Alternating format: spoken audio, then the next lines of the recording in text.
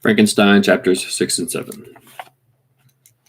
Clerval then put the following letter into my hands. It was for my own Elizabeth.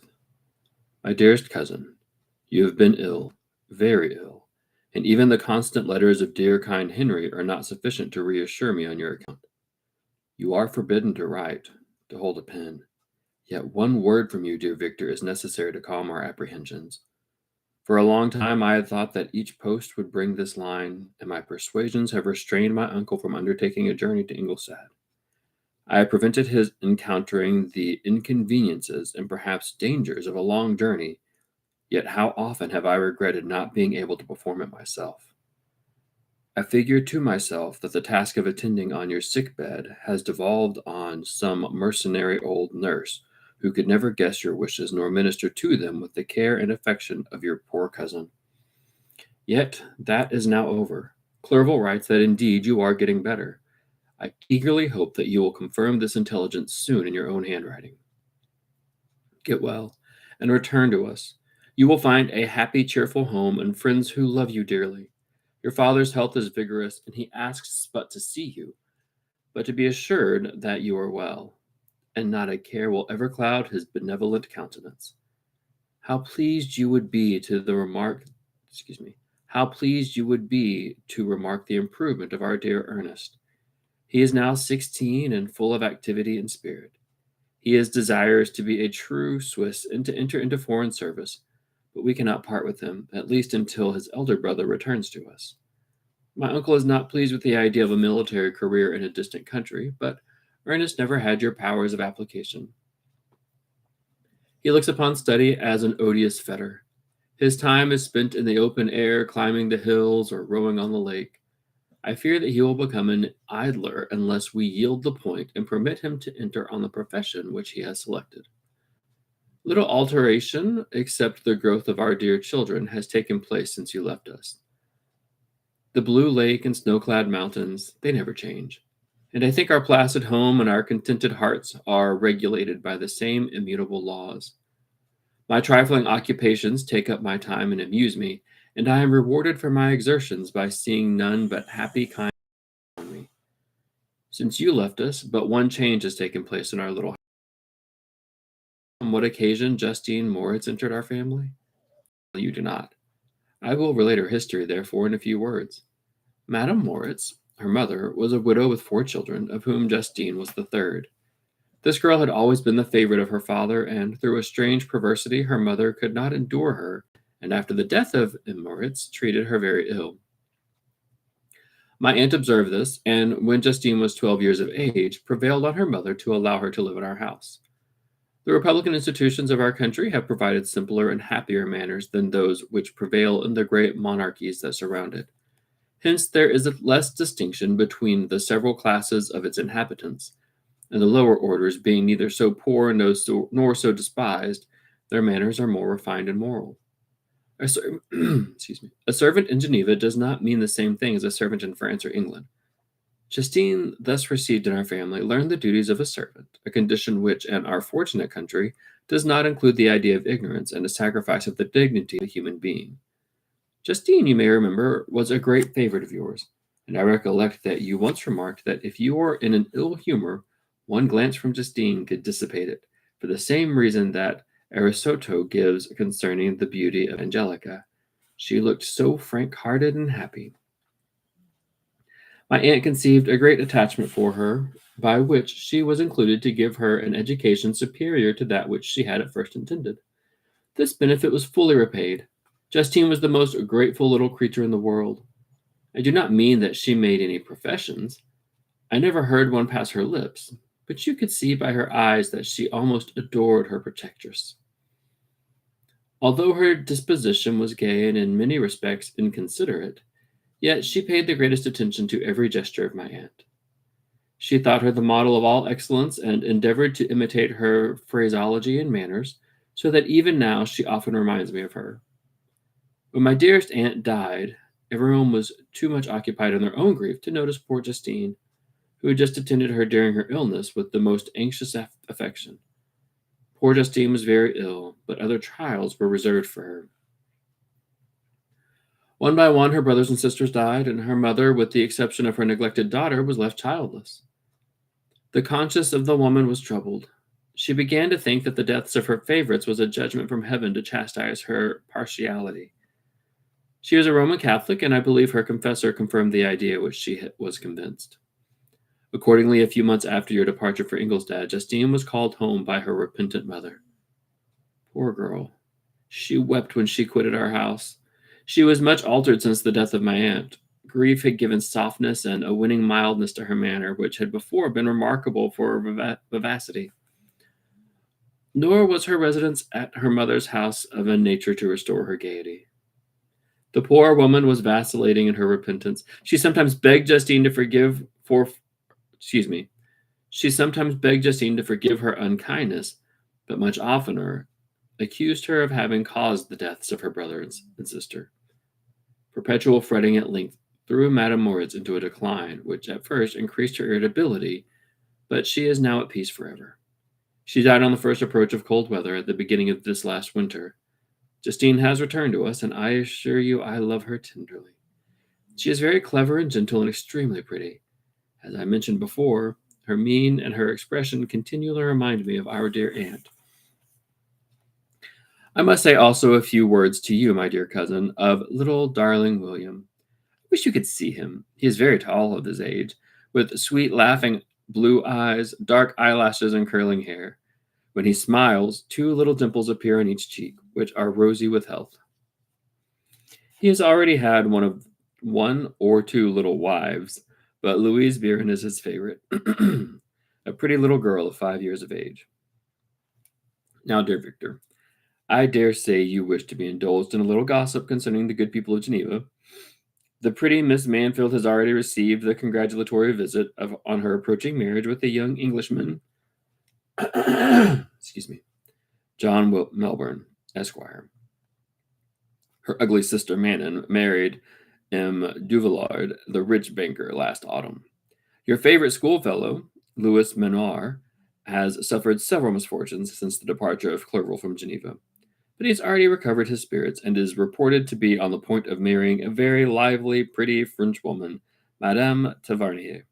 She is a widow and much older than Menoir, but she is very much admired and a favorite with everybody. I have written myself into better spirits, dear cousin, but my anxiety returns upon me as I conclude. Write, dearest Victor. One line, one word will be a blessing to us. 10,000 thanks to Henry for his kindness, his affection, and his many letters. We are sincerely grateful. Adieu. My cousin, take care of yourself, and I entreat you, write. Elizabeth Lavenza, Geneva, March 18. Dear Elizabeth, I exclaimed when I had read her letter, I will write instantly and relieve them from the anxiety they must feel. I wrote, and this exertion greatly fatigued me, but my convalescence had commenced and proceeded regularly. In another fortnight, I was able to leave my chamber. One of my first duties of my recovery was to introduce Clerval to the several professors of the university. In doing this, I underwent a kind of rough usage, ill befitting the wounds that my mind had sustained. Ever since the fatal night, the end of my labors, and the beginning of my misfortunes, I had conceived a violent antipathy even to the name of natural philosophy. When I was otherwise quite restored to health, the sight of a chemical instrument would renew all the agony of my nervous symptoms. Henry saw this and had removed all my apparatus from my view. He had also changed my apartment, for he perceived that I had acquired a dislike for the room which had previously been my laboratory. But these cares of Clerval were made of no avail when I visited the professors, and Waldman inflicted torture when he praised, with kindness and warmth, the astonishing progress I had made in the sciences. He soon perceived that I disliked the subject, but not guessing the real cause, he attributed my feelings to modesty and changed the subject from my improvement to the sciences itself, with a desire, as I evidently saw, of drawing me out. What could I do? He meant to please, and he tormented me. I felt as if he had placed carefully, one by one, in my view, these instruments which are to be afterwards used in putting me to a slow and cruel death. I writhed under his words, yet dared not exhibit the pain I felt. Clerval, whose words yet dared not exhibit, Clerval, whose eyes and feelings were always quick in discerning the sensations of others, declined the subject, alleging in excuse his total ignorance, and the conversation took a more general turn. I thanked my friend from my heart, but I did not speak. I saw plainly that he was surprised, but he never attempted to draw my secret from me. And although I loved him with a mixture of affection and reverence that knew no bounds, yet I could never persuade myself to confide to him that event which was so often present to my recollection, but which I feared the detail to another would only impress more deeply. M. Crimp was not equally docile. In my condition at that time of almost insupportable sensitiveness, his harsh, blunt encomiums gave me even more pain than the benevolent approbation of M. Waldman. "Damn the fellow!" cried he. "Why, M. Clerval, I assure you he has outstripped us all. Ay, stare if you please, but it is nevertheless true. A youngster who, but a few years ago, believed in Cornelius Agrippa as firmly as in the gospel, has now set himself at the head of the university. And if he is not too soon pulled down, we shall all be out of countenance. Ay, ay," he continued, observing my face expressively of suffering. "M. Frankenstein is modest, an excellent quality in a young man. Young men should be diffident of themselves, you know, M. Clerval. I was myself when young, but that wears out in a very short time." M. Crimp had now commenced a eulogy on himself, which happily turned the conversation from a subject that was so annoying to me. Clerval had never sympathized in my taste for natural science, and his literary pursuits differed wholly from those which had occupied me. He came to the university with the design of making himself complete master of the Oriental languages, as thus he should open a field for the plan of life he had marked out for himself. Resolved to pursue no inglorious career, he turned his eyes toward the east as affording scope for his spirit of enterprise. The Persian, Arabic, and Sanskrit languages engaged his attention, and I was easily induced to enter on the same studies. Idleness had never been irksome to me, and now that I wished to fly from recollection and hated my former studies, I felt great relief in being the fellow pupil of my friend, and found not only instruction but consolation in the works of the Orientalists. I did not, like him, attempt a critical knowledge of their dialects, for I did not contemplate making any other use of them than temporary amusement. I read merely to understand their meaning, and they well repaid my labors. Their melancholy is soothing, and their joy elevating to a degree I never experienced in studying the authors of any other country. When you read their writings, life appears to consist in a warm sun and a garden of roses, and the smiles and frowns of a fair enemy, and the fire that consumes your own heart.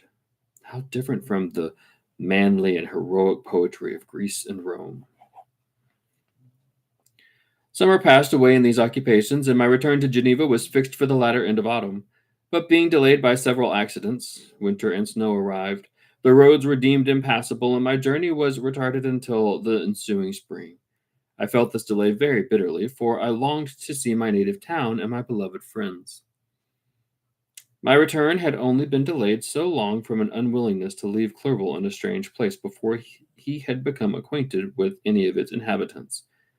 The winter, however, was spent cheerfully, and although the spring was uncommonly late when it came, its beauty compensated for its dilatoriness.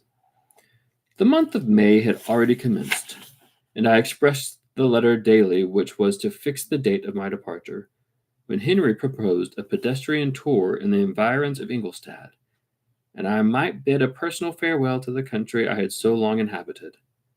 I acceded with pleasure to this proposition. I was fond of exercise, and Clerval had always been my favorite companion in the rambles of nature that I had taken among the scenes of my native country. We passed a fortnight in these perambulations. My health and spirits had long been restored, and they gained additional strength from the salubrious air I breathed, the natural incidents of our progress, and the conversation of my friend. Study had been secluded me, excuse me, Study had before secluded me from the intercourse of my fellow creatures and rendered me unsocial, but Clerval called forth the better feelings of my heart. He again taught me to love the aspect of nature and the cheerful faces of children. Excellent friend. How sincerely did you love me and endeavor to elevate my mind until it was on a level with your own. A selfish pursuit had cramped and narrowed me until your gentleness and affection warmed and opened my senses. I became the same happy creature who, a few years ago, loved and beloved by all, had no sorrow to care. When happy, inanimate nature and the power of bestowing on me the most beautiful sensations. A serene sky and verdant fields filled me with ecstasy. The present season was indeed divine. The flowers of spring bloomed in the hedges, while those of summer were already in bud. I was undisturbed by thoughts which during the preceding year had pressed upon me, notwithstanding my endeavors to throw them off, with an invincible burden. Henry rejoiced in my gaiety and sincerely sympathized in my feelings. He exerted himself to amuse me while he expressed the sensations that filled my soul. The resources of his mind on the occasion were truly astonishing. His conversation was full of imagination and very often an imitation of Persian and Arabic writers. He invented tales of wonderful fancy and passion. At other times, he repeated my favorite poems or drew me out into arguments which he supported with great ingenuity. We returned to our college on a Sunday afternoon. The peasants were dancing, and everyone we met appeared gay and happy. My own spirits were high, and I bounded along with feelings of unbridled joy and hilarity. Chapter 7. On my return, I found the following letter from my father.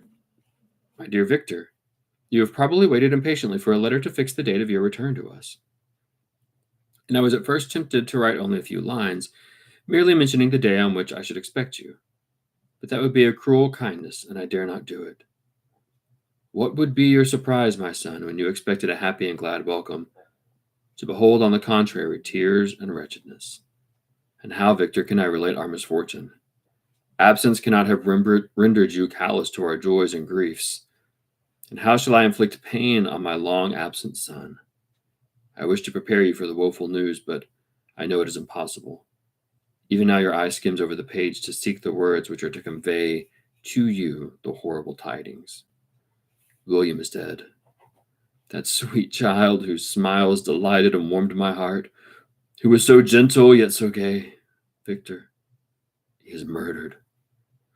I will not attempt to console you, but will simply relate the circumstances of the transaction.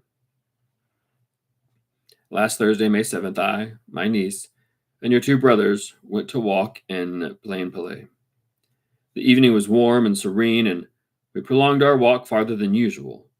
It was already dusk before we thought of returning, and then we discovered that William and Ernest, who had gone on before, were not to be found. We accordingly rested on a seat until they should return. Presently Ernest came and inquired if we had seen his brother. He said that he had been playing with him, that William had run away to hide himself, and that he vainly sought for him and afterwards waited for him a long time, but he did not return.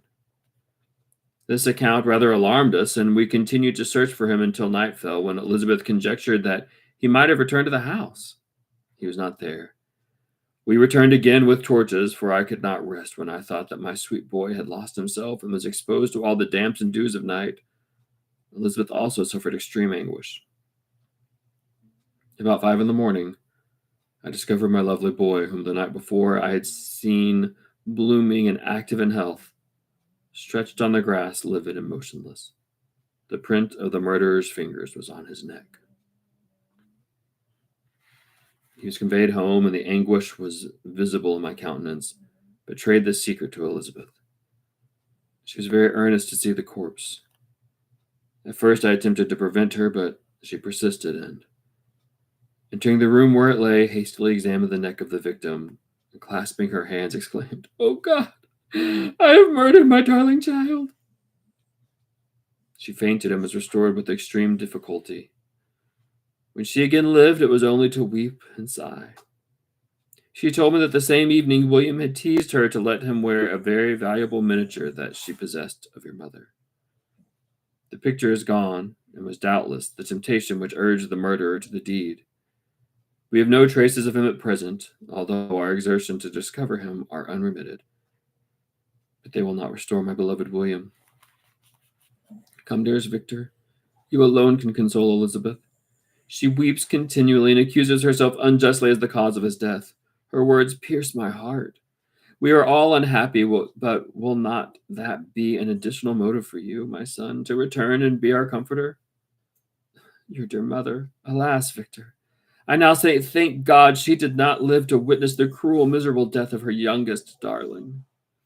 Come, Victor, not brooding thoughts of vengeance against the assassin, but with feelings of peace and gentleness that will heal instead of festering the wounds of our minds. Enter the house of mourning, my friend, but with kindness and affection for those who love you, and not with hatred for your enemies. Your affectionate and afflicted father, Alphonse Frankenstein. Geneva, May 12th. Clerval, who had watched my countenance as I read this letter, was surprised to observe the despair that succeeded the joy I had first expressed on receiving news from my friends. I threw the letter on the table and covered my face with my hands. "My dear Frankenstein!" exclaimed Henry, who perceived me weep with bitterness. "Are you always to be unhappy? My dear friend, what has happened?" I motioned to him to take up the letter while I walked up and down the room in the extreme agitation. Tears also gushed from the eyes of Clerval as he read the account of my misfortune. "I can offer you no consolation, my friend," he said. "Your disaster is irreparable. What do you intend to do?" "To go instantly to Geneva. Come with me, Henry, to order the horses." During our walk, Clerval endeavored to say few words of consolation. He could only express his heartfelt sympathy. "Poor William," he said. "Dear lovely child, he now sleeps with his angel mother, who that had seen him bright and joyous in his young beauty, but must weep over his untimely loss. To die so miserably, to feel the murderer's grasp! How much more a murderer that could destroy such radiant innocence! My poor fellow, only one consolation have we, his friends mourn and weep, but he is at rest. The pain is over, his sufferings are at an end forever. A sod covers his gentle form, and he knows no pain. He can no longer be a subject for pity. We must reserve that for his miserable survivors." Clerval spoke thus as we hurried him through the streets. The words impressed themselves on my mind, and I remembered them afterwards in solitude. But now, as soon as the horses arrived, I hurried into a cabriolet and bade farewell to my friend. My journey was very melancholy. At first, I wished to hurry on, for I longed to console and sympathize my loved and sorrowing friends, but when I drew near my native town, I slackened my progress. I could hardly sustain the multitude of feelings that crowded into my mind. I passed through scenes familiar to my youth, but which I had not seen for nearly 6 years. How altered everything must be during that time! One sudden and desolating change had taken place, but a thousand little circumstances might have by degrees worked other alterations, which, although they were done more tranquilly, might not be the less decisive. Fear overcame me. I dared not advance, dreading a thousand nameless evils that made me tremble, although I was unable to define them. I remained 2 days at Lucerne in the painful state of mind. I contemplated the lake. The waters were placid, all around were calm, and the snowy mountains, the places of nature, were not changed. By degrees, the calm and heavenly scene restored me, and I continued my journey towards Geneva. The road ran by the side of the lake, which became narrower as I approached my native town. I discovered more distinctly the black sides of the Jura and the bright summit of Mont Blanc. I wept like a child. Dear mountains, my own beautiful lake, how do you welcome your wanderer? Your summits are clear, the sky and lake are blue and placid. Is this to prognosticate peace or to mock at my unhappiness? I fear, my friend, that I shall render myself tedious by dwelling on these preliminary circumstances. But they were days of comparative happiness, and I think of them with pleasure. My country, my beloved country, who but a native can tell the delight I took in again beholding the streams, thy mountains, and, more than all, thy lovely lake? Yet as I drew nearer home, grief and fear again overcame me. Night also closed around, and when I could hardly see the dark mountains, I felt still more gloomily. The picture appeared a vast and dim scene of evil, and I foresaw obscurely that I was destined to become the most wretched of human beings. Alas, I prophesied truly, and failed only in one single circumstance, and in all the misery I imagined and dreaded, I did not conceive the hundredth part of the anguish I was destined to endure. It was completely dark when I arrived in the environs of Geneva. The gates of the town were already shut, and I was obliged to pass the night at Sequeron, a village at the distance of half a league from the city. The sky was serene, and I was unable to rest. I resolved to visit the spot where my poor William had been murdered. As I could not pass through the town, I was obliged to cross the lake in a boat to arrive at Plainpalais.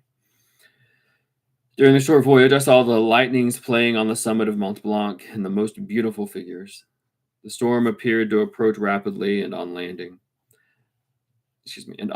I ascended a low hill that I might observe its progress. It advanced. The heavens were clouded, and I soon felt the rain coming slowly in large drops, but its violence quickly increased. I quitted my seat and walked on, although the darkness and storm increased every minute, and the thunder bursts with a terrific crash over my head. It was echoed from Salé to Juras in the Alps of Savoy. Vivid flashes of lightning dazzled my eyes, illuminating the lake, making it appear like a vast sheet of fire. Then, for an instant, everything seemed of a pitchy darkness, until the eye recovered itself and the preceding flash. The storm, as is often the case in Switzerland, appeared at once in various parts of the heavens. The most violent storm hung exactly north of the town, over that part of the lake which lies between the promontory of Belrive and the village of Coppet. Another storm enlightened Jura with the faint flashes, and another darkened the sometimes disclosed the Molay, a peaked mountain at the east of the lake. While I watched the tempest, so beautiful yet terrific, I wandered on with a hasty step. This noble war in the sky elevated my spirits. I clasped my hands and exclaimed aloud, "William, dear angel, this is thy funeral, this is thy dirge." As I said these words, I perceived in the gloom, a figure which stole from behind a clump of trees near me. I stood fixed, gazing intently. I could not be mistaken. A flash of lightning illuminated the object and discovered its shape plainly to me. Its gigantic stature and the deformity of its aspect, more hideous than that belongs to humanity, instantly informed me that it was the wretch, the filthy demon to whom I had given life. What did he there? Could he be? I shuddered at the conception. The murderer of my brother? No sooner did that idea cross my imagination than I became convinced of its truth. My teeth chattered, and I was forced to lean against the tree for support. The figure passed me quickly, and I lost it in the gloom. Nothing in human shape could have destroyed that fair child. He was the murderer. I could not doubt it. The mere presence of the idea was an irresistible proof of the fact. I thought of pursuing the devil, but it would have been in vain, for another flash discovered him to me hanging among the rocks of nearly perpendicular ascent of Mount Salve, a hill that bounds Plainpalais on the south. He soon reached the summit and disappeared. I remained motionless. The thunder ceased, but the rain still continued, and the scene was enveloped in an impenetrable darkness. I revolved in my mind the events which I had until now sought to forget. The whole train of my progress towards the creation, the appearance of the work on my own hands alive at my bedside, its departure. 2 years had now nearly elapsed since the night on which he had first received life. And was this his first crime? Alas, I had turned loose into the world a depraved wretch whose delight was in carnage and misery. Had he not murdered my brother? No one can conceive the anguish I suffered during the remainder of the night, which I spent cold and wet in the open air. But I did not feel the inconvenience of the weather. My imagination was busy in scenes of evil and despair. I considered the being whom I had cast among mankind and endowed with the will and power to effect purpose of horror, such as the deed which he had now done, nearly in the light of my own vampire, my own spirit let loose from the grave and forced to destroy all that was dear to me. Day dawned, and I directed my steps toward the town. The gates were open, and I hastened to my father's house. My first thought was to discover what I knew of the murderer and cause instant pursuit to be made. But I paused when I reflected on the story that I had to tell. A being whom I myself had formed and endued with life had met me at midnight among the precipices of an inaccessible mountain. I remembered also the nervous fever with which I had been seized just at the time I dated my creation, and which would give an air of delirium to a tale otherwise so utterly improbable. I well knew that if any other had communicated such a relation to me, I should have looked upon it as the ravings of insanity. Besides, the strange nature of the animal would elude all pursuit, even if I were so far credited as to persuade my relatives to commence it. And then of what use would be pursuit? Who could arrest a creature capable of scaling the overhanging sides of Mount Salave? These reflections determined me, and I resolved to remain silent. It was about 5 in the morning when I entered my father's house. I told the servants not to disturb the family and went into the library to attend to their usual hour of rising. 6 years had elapsed, passed as a dream but for one indelible trace, and I stood in the same place where I had last embraced my father before my departure for Ingolstadt. Beloved and venerable parent, he still remained to me. I gazed on the picture of my mother which stood over the mantelpiece. It was a historical subject, painted at my father's desire, and represented Caroline Beaufort in an agony of despair, kneeling by the coffin of her dead father. Her garb was rustic and her cheek pale, and there was an air of dignity and beauty that hardly permitted the sentiment of pity. Below this picture was a miniature of William, and my tears flowed when I looked upon it. While I was thus engaged, Ernest entered. He had heard me arrive and hastened to welcome me. He expressed a sorrowful delight to see me. Welcome, my dearest Victor, he said. Oh, I wish you had come 3 months ago, and then you would have found us all joyous and delighted. You come to us now to share a misery which nothing can alleviate. Yet your presence will, I hope, revive our father who seems sinking under his misfortune, and your persuasions will induce poor Elizabeth to cease her vain and tormenting self-accusations. Poor William! He was our darling and our pride. Tears unrestrained fell before my brother's eyes. A sense of moral agony crept over my frame. Before I had only imagined the wretchedness of my desolated home. The reality came on me as a new and not less terrible disaster. I tried to calm Ernest. I inquired more minutely concerning my father, and her I named my cousin. She most of all, said Ernest, requires consolation. She accused herself of having caused the death of my brother, and that made her very wretched. But since the murderer has been discovered, Good God, how can that be? Who could attempt to pursue him? It is impossible. One might as well try to overtake the winds or confine a mountain stream with a straw. I saw him too. He was free last night. I do not know what you mean, replied my brother in accents of wonder. But to us the discovery we have made completes our misery. No one would believe it at first, and even now Elizabeth will not be convinced, notwithstanding all the evidence.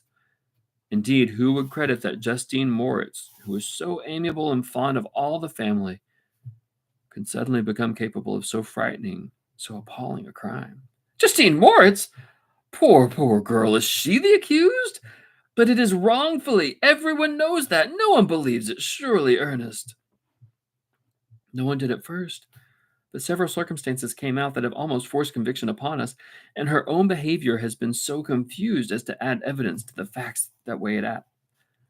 I fear leaves no hope for doubt. But she will be tried today, and you will then hear all. He related that the morning on which the murder of poor William had been discovered, Justine had taken ill and confined to her bed for several days. During this interval, one of the servants, happening to examine the apparel she had worn on the night of the murder, had discovered in her pocket the picture of my mother, which had been judged to be the temptation of the murder. The servant instantly showed it to one of the others, who, without saying a word to any of the family, went to a magistrate. And upon the deposition, Justine was apprehended.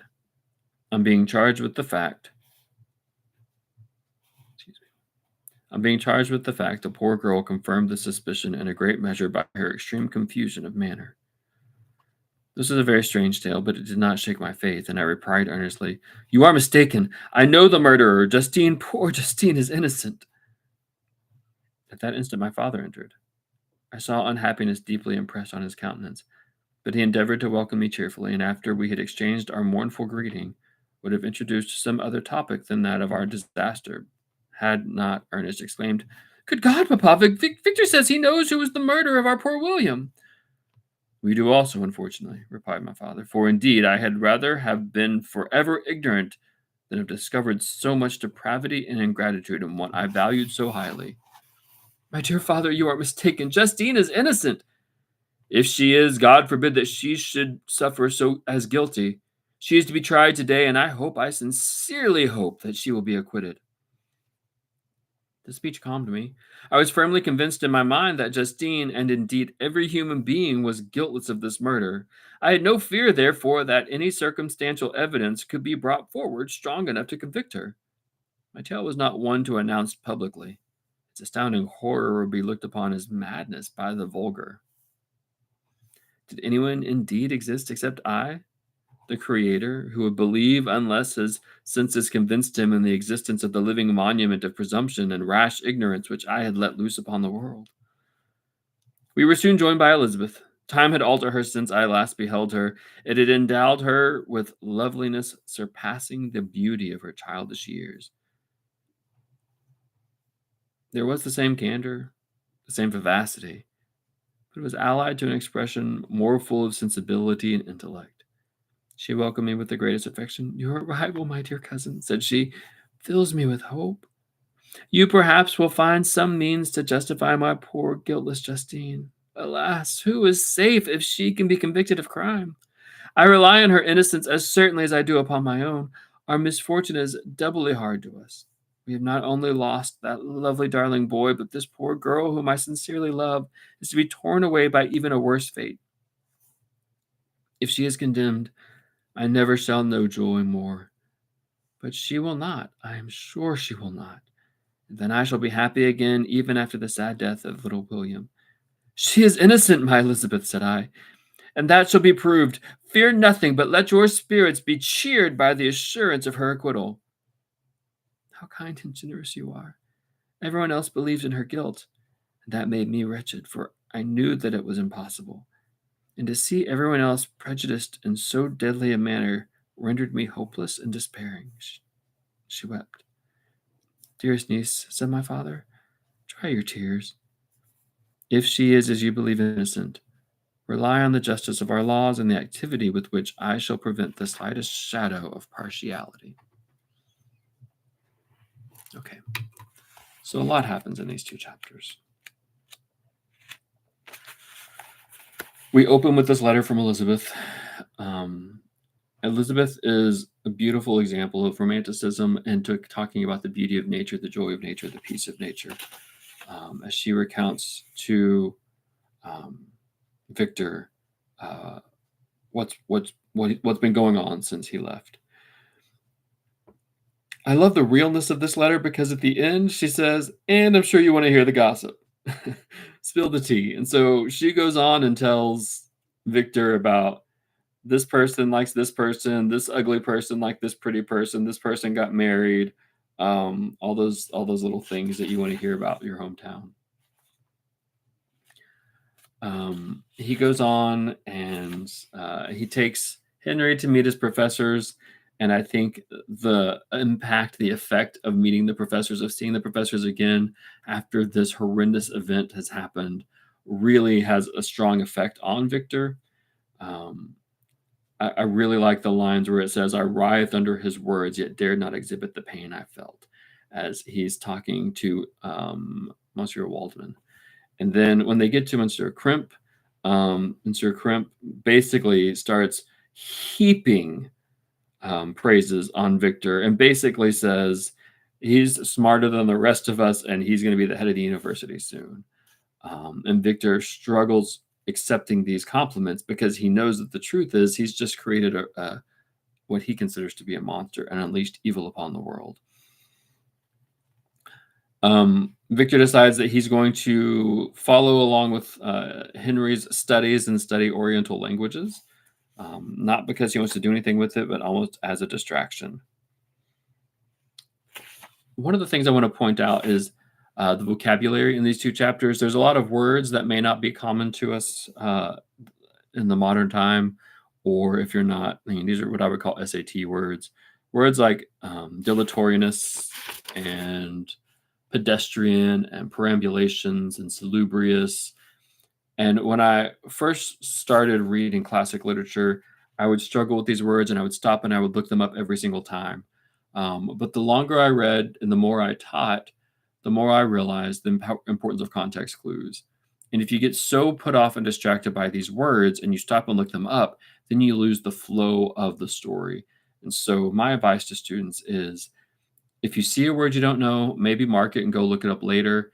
But if you can understand the general idea of the sentence, it's not worth breaking the flow of the story to look it up.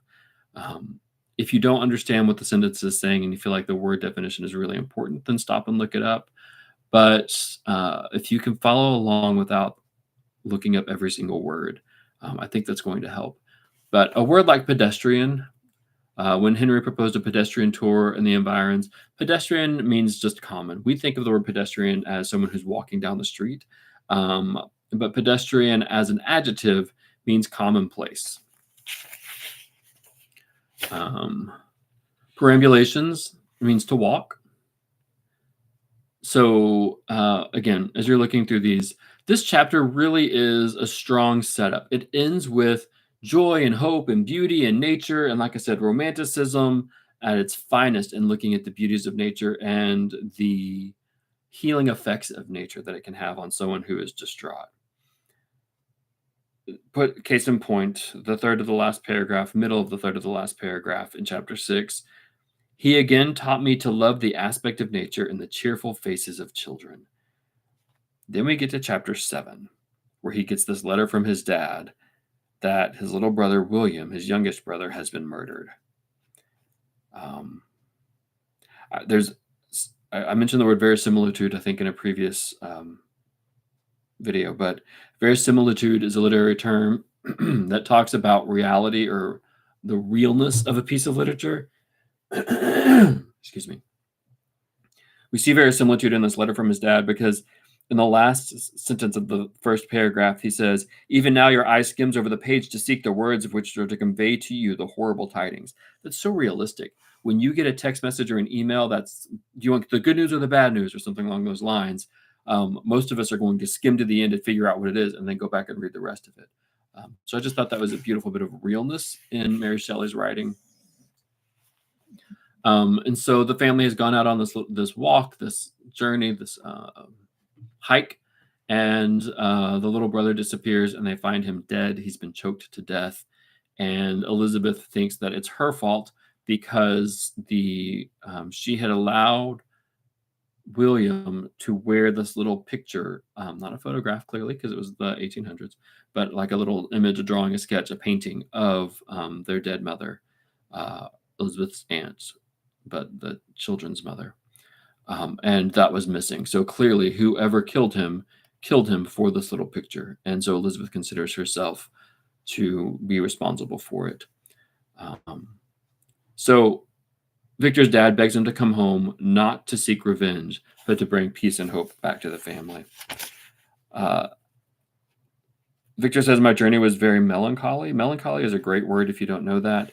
Melancholy is a word that expresses, I think of Eeyore from Winnie the Pooh, just kind of that woe is me. It's not like deep depression, but it's kind of like that nagging heaviness or darkness or sorrow.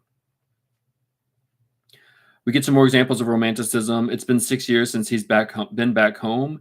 And as he's coming home, he starts to get overwhelmed by fear and anxiety and stress because of what he's been going through the last couple of years. But he takes a break and he hangs out in nature, hoping to find some hope and peace and beauty in the nature that he's there with. And so we get that romanticism.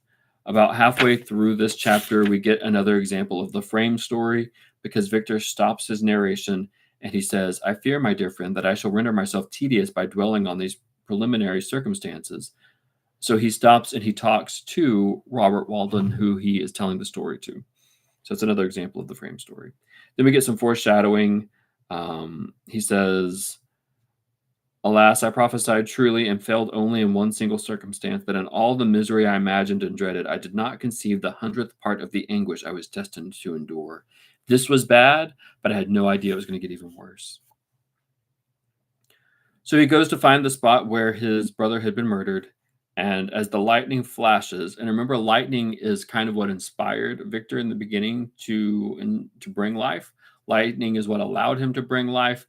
And now, as he's standing at the place where his brother has been murdered, there's this beautiful lightning storm, and the lightning, the beauty of nature, the power of nature, the romanticism piece. During these flashes of lightning, he catches a glimpse of the creature. One of the things that stands out to me is all these negative words that he uses to describe his creation, and in essence, his child. He says uh, he calls it a devil. Of course, he calls it a murderer. He calls it a wretch. He calls it a vampire, which was kind of a newer word in the 1800s. There are a few more that it didn't mark. So he describes the tempest as beautiful yet terrific, and terrific meaning harsh and scary. He says, "William, my dear angel, this is thy funeral and thy dirge." A dirge is a funeral song, a sad song.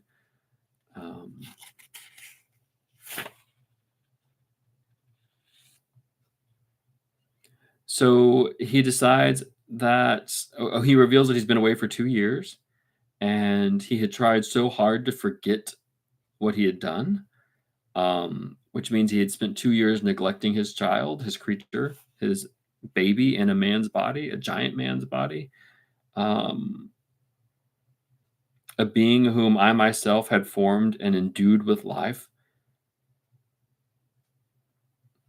He realizes that if he tries to tell anybody about this, they're going to assume that he's mad, that these would be the ravings of insanity, and they would blame it on his um, illness, his fever, and say that he's speaking of insanities, basically. So he goes home, and when he gets there, he decides to wait for his family to wake up. He enters into the library, and there's a painting of his mother kneeling in agony before the coffin of her father. That's a pretty dark and dank painting to have. And then it's revealed that Justine Moritz, the family servant who they had basically taken in and almost adopted, has been taken in guilty of the murder because they found the drawing of the mom in her clothes, and so she must be the one who killed him. Um, Victor lets out that he knows who the murderer is, and we are kind of left now with how on earth is he going to try to explain this? Because Justine is going to court that day. Perfect timing, right?